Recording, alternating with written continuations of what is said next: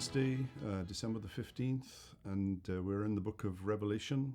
And in chapter 2, we're looking at the 7 letters that Jesus dictated to the Apostle John.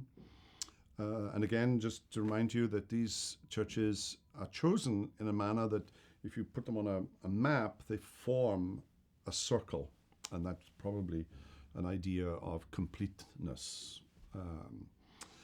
Now we're in the second letter, and this is to the church at Smyrna, and it begins with an allusion to something that was already attributed to Jesus in chapter 1. And as I said, each of these letters has a different attribution from the first chapter that introduces something of the quality and characteristics of Jesus.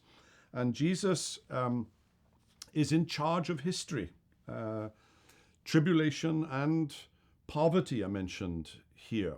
And that's because of the reference to the synagogue of Satan, and synagogue in particular, this persecution was arising not so much from Roman authorities, but from Jewish synagogues who were probably informing the Roman authorities as to who these probably Jewish converts to Christianity were.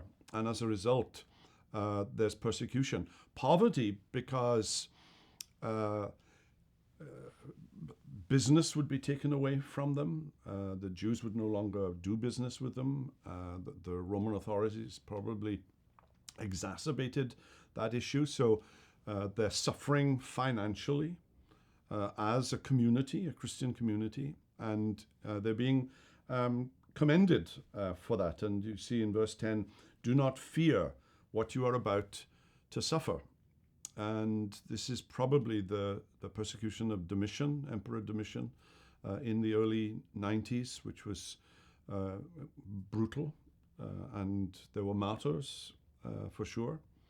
And they're exhorted not to fear this persecution, that they might face imprisonment, and some of them might face execution. If they are faithful, they will receive a crown of life and victory over the second death. And the second death is just an allusion to the day of judgment and the possibility of falling foul of that judgment and entering into hell.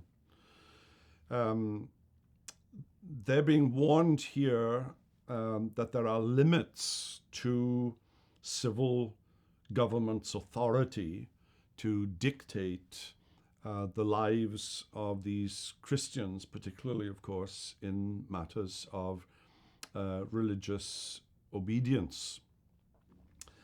Well, as I say that, you might be saying, that's like 2021, we won't go there. But this is a letter that's been written to a church that's about to face some dire persecution, and they're being told not to fear it, but to trust and persevere. Well, that's it for today. We'll be back tomorrow for the church at Pergamum.